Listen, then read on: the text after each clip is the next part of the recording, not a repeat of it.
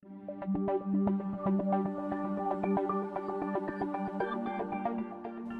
Fairfield County, something new comes across my desk every day. Crimes are committed, cases are solved, and a community is made safe by the hardworking employees of the Fairfield County Sheriff's Office.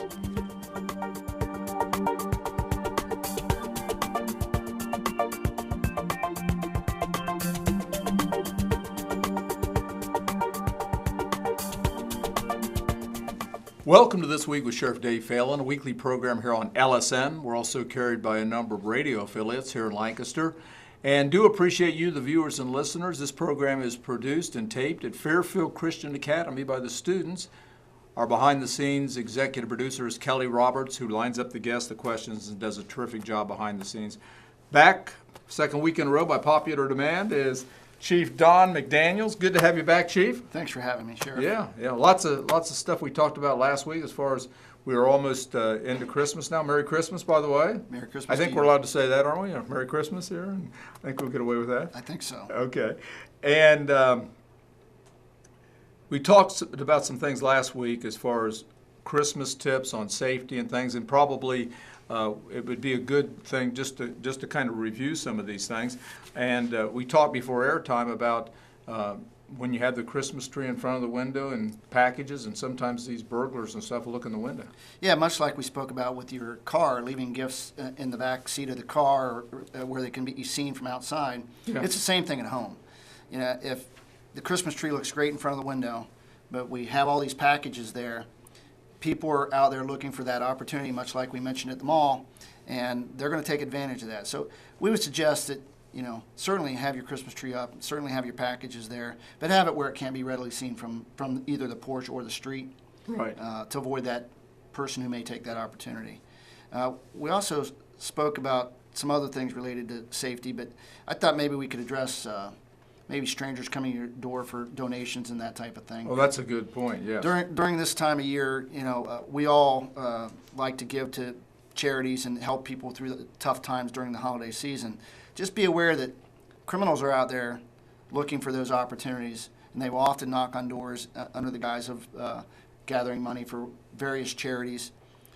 I would suggest give to charitable organizations that you recognize and know.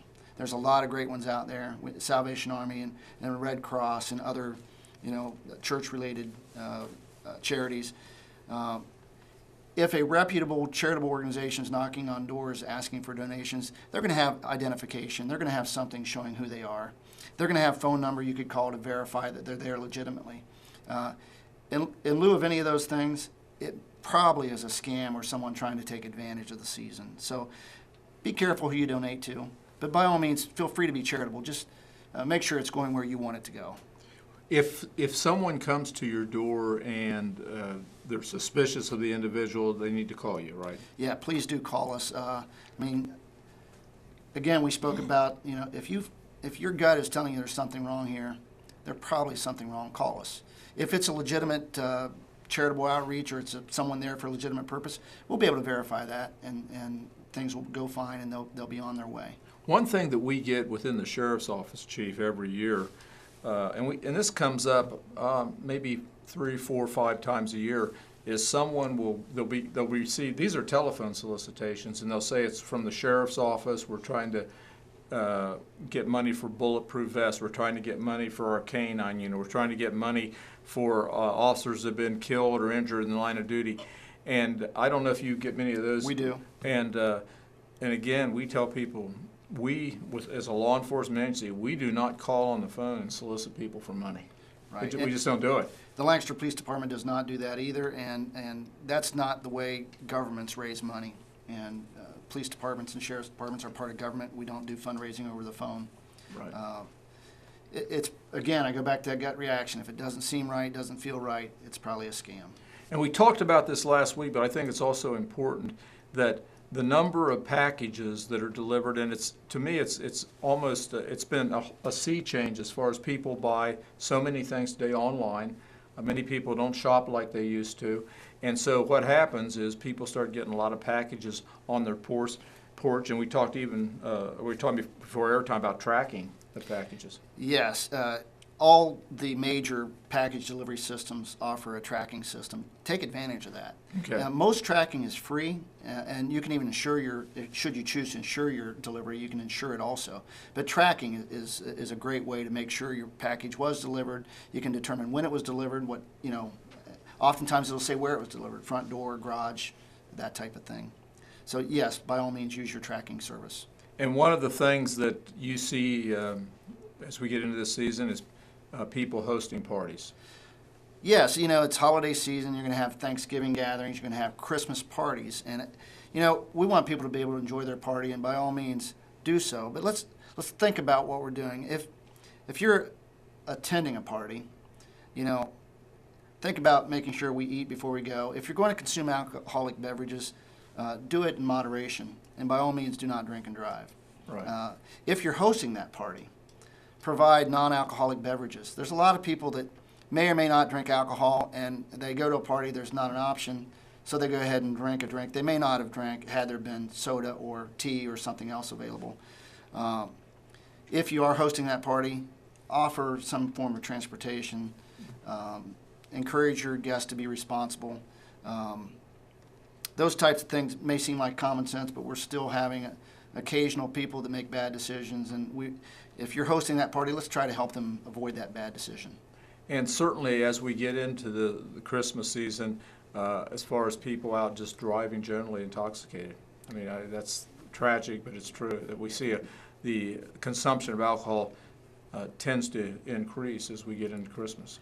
It does, and it's a lot of it has to do with the parties being hosted, and it's people are feeling pretty good and they like to enjoy themselves, and there's a way to do it responsibly. Lancaster has 2 taxi services. We have Lancaster Public Transit, and the Fun Bus has a taxi service.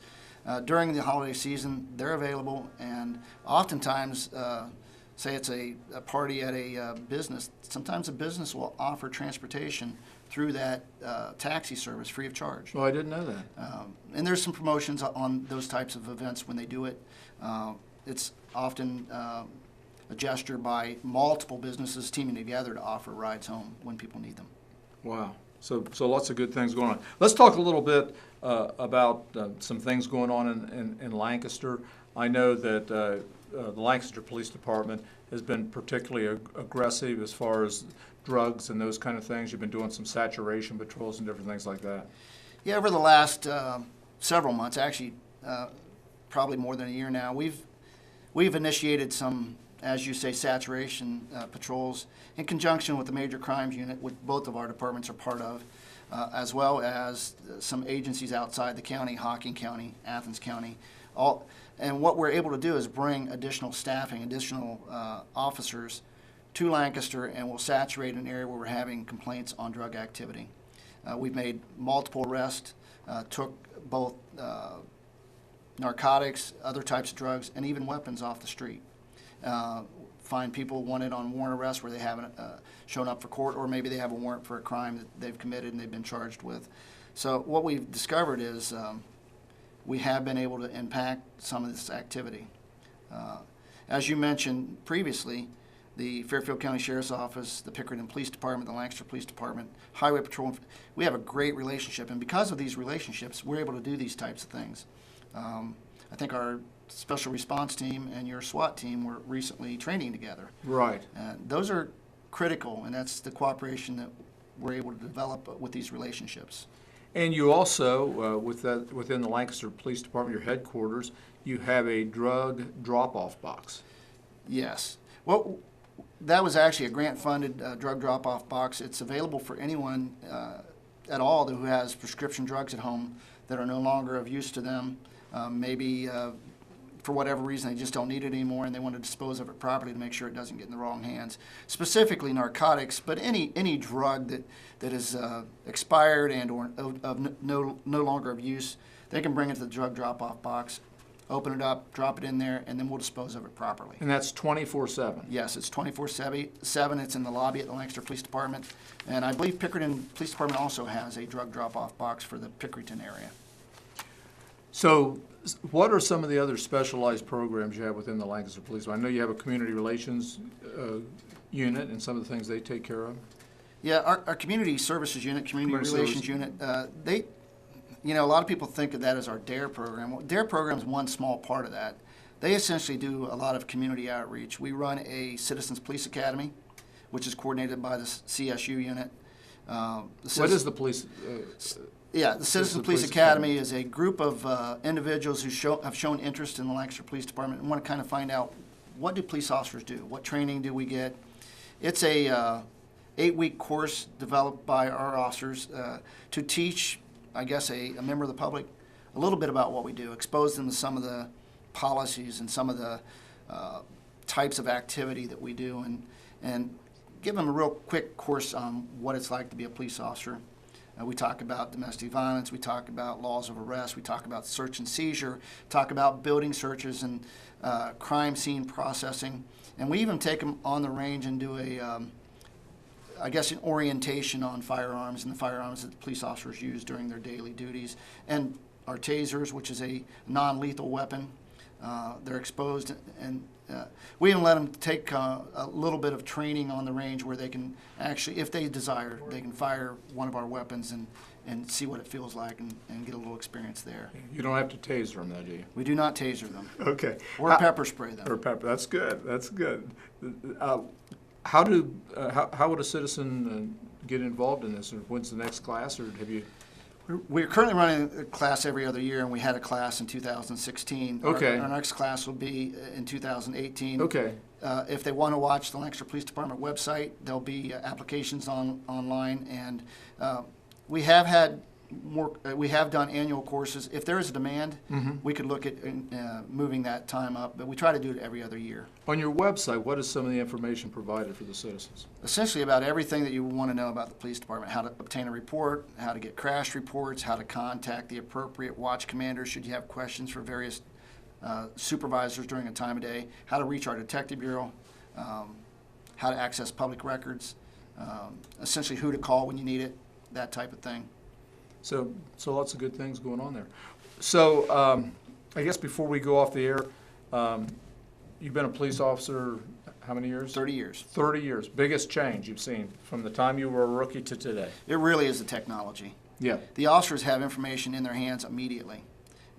As you know, we used to have to wait for information to come back from a radio system where they had to get on a computer and contact Columbus, who might have to reach out to another agency to provide us information. Our officers can see photographs, detailed information nearly at their fingertips, 24/7, 365. We can know whether the person standing in front of us is a wanted criminal or not. There was a delay in the past. Right. Those delays sometimes were detrimental to the officer because the defendant or the criminal out there knew he was wanted, but we didn't know he was wanted. Now the officers have that at their fingertips, but it's technology across the board. Report writing in the cruisers, report writing is immediately done and is sent to the state, so we have access to all that stuff really quickly.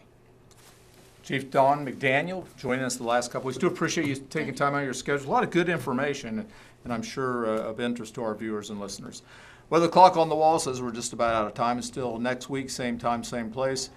Buckle up, God bless, and we'll see you right here then.